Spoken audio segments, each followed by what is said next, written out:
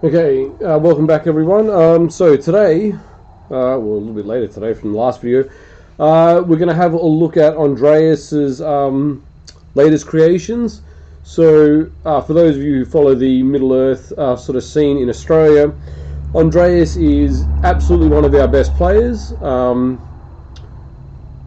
Basically, you know, in New South Wales at least, the only person that probably gets more podiums than Andreas is Coleman. And unfortunately for Andreas, there's been a number of tournaments where, despite getting the wins in games, he's just by the mechanics of the tournament scoring structure hasn't managed a podium quite as high as you would think. Like, let's say there's a tournament and you think it's the final. The person that beats Andreas wins. Andreas has suddenly bumped down a bunch of spots. But anyway, I digress. If you know Andreas, you know that his love for Middle Earth is basically unparalleled. And he's gone so far as he's got a 3D printing business, which is Fantasy Made 3D, which we just did a video on his very first batch of minis from that. These bases here are not actually Andreas's prints, but they're from his new endeavor, which is Metalik Studios. You can back him on Patreon. I'll throw the link under the video later. But his very first month sort of Patreon files were some bases. We do have a large base that would be perfectly suited to a elephant-ish like creature that maybe has a platform for minis on the top of it. But these ones here are from the ruins of Esgelith, I think, which is completely unrelated to Esgelith. And so what you can see, and I have tried to change the cameras up so we don't end up just seeing through these green bases. We've got 25mm bases here, and these are the 40mm. For those of you who know what I print in, I always print in transparent green because it's awesome. What it is not awesome for is when you have a green screen behind you. So we've had to try and change things up, but we can see them here. Basically, they're sort of just, I think he did these bases, which are all in one, and he also did toppers for bases, so you could put them on your GW or any other brand type bases, but these are an all in one. You might not get the detail here. What I'll do is I'll quickly prime some of these up and come back, because as always with the green, you don't really see the detail in a picture, but as soon as you throw some black, follow it up with a little bit of grey, and all the details will just pop out. So I think I've done 2 batches of each of his sizes here, and he had a couple of leader ones. So the leader ones are these ones here. There's a little bit more detail on them. So we'll see what we can, see there. And all the other, and then there's a dozen of the 25mm varieties and 6 of the 40mm cav bases. I've just printed 2 lots of each because it was, honestly, I've had some surgery about a month ago, and I've been a little bit slack to getting back to my printing.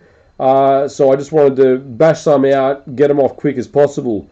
The first thing that you could always do if you want to double the variety of bases is simply do a mirror reverse, and we'll take his dozen, and suddenly we've got 24 different bases that are all unique, all look like ruins. And once you put a zenithal highlight on that, a little bit of contrast paint, quick dry brush, and you'll have something looking quite decent. It won't look as good as Andreas's, but it will take less effort. Same idea for the cav bases. You've got 6 here. You do a mirror reverse, suddenly you've got a dozen different bases.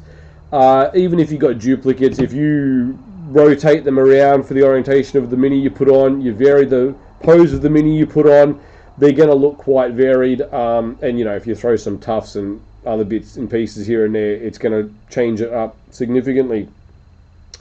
So look, they're all just basically ruin paving. well, with the exception of this one that's got a little bit of a building with a brazier on it, and this one that's got a little bit of, I'll say, staircase or something like incline. You know, I'm sure he's been working on, like, you know, his 3D creation skills for over a year now. Probably not 2 years, but definitely over a year. And he's certainly come a long way. I've seen some of the models that he's been creating over that time, but this is his first sort of big endeavor. Looking quite forward to what we get for next month's Patreon files. But it's always good to support someone local. So if you happen to have a 3D printer and you want to try and support Andreas, he definitely had some early bird specials on the Patreon. I'm not sure if there's any of those left, but if there isn't, that means he's had lots of people trying to support him. But, you know, try and support Andreas for, you know, I think it's like $4.50 for the regular per month. Even if nothing else, he just gave you bases. If he gives you a variety of bases, over the course of a year, you're going to have enough bases to do any army that you'd want, whether it be Middle-earth or something else. While it won't look perfect, you could easily scale that 25mm base up to 32 millimeters, and it would not make an ounce of real difference. The scaling between the bricks would change, of course, but it'll still look fine. You wouldn't want to scale it up much more than that, but, you know, 7mm isn't going to kill us. I think they look quite good. I think they look fantastic for his first effort. If anything, if you could see the detail on these, I think I was probably just a little bit rushed in trying to take these cavalry bases off the supports, and then I sat them down in probably not the cleanest tray I had, and got a little bit of resin residue underneath. But I mean, look, your fingernail generally sorts that sort of problem out. And again, once you get some undercoat on these, they're going to look much, much better, okay? So I might pause it here. I'll go outside for a moment. I'll throw some black on a variety of these. Then I'll throw a bit of grey on, come back, and we'll see the difference. Alright, welcome back, guys. So look, this whole process of going out and undercoating these on a hot summer's day in Australia, well, not quite summer, probably didn't take me 5 minutes. Everything dries quickly, so I just did a quick black and a little bit of grey from above, or a bit of an angle. Probably could have done a little bit better job, but look, let's be honest, I'm going to go over these with some contrast, and it was just to demonstrate the proof of concept. So if I try and get that up there where you can actually see a little bit more detail, again, I've got to really work on that lighting. That's not too bad.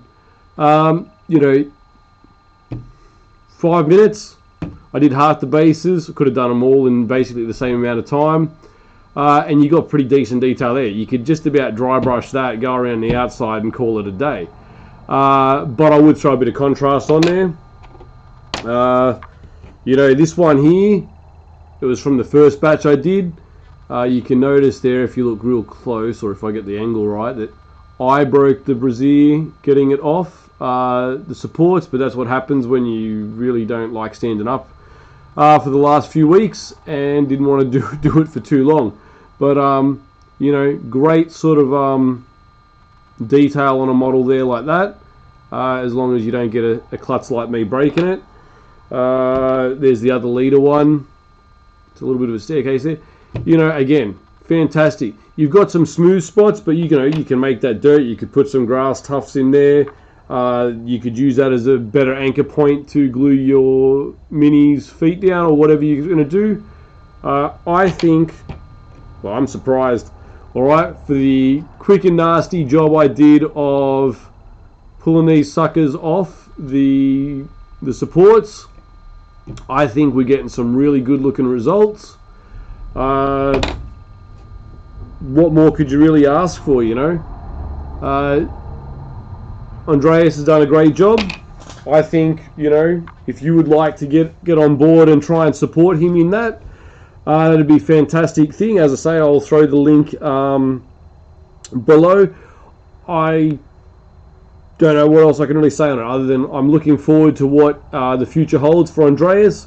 Obviously, he's not the only creator of minis in Australia. We've got Medbury. I'll probably put some of his minis up on here soon, because I've literally got thousands of those suckers printed around the shop. But Andreas just got these out the other... Well, to be fair, Andreas got these out like 3 weeks ago, and I have been sick, and I'm unable to get them done quicker. So I do apologise for that. We'll try and get things out a little bit faster in the future. But look, if you've got a 3D printer, consider throwing $5 Andreas's way and support him.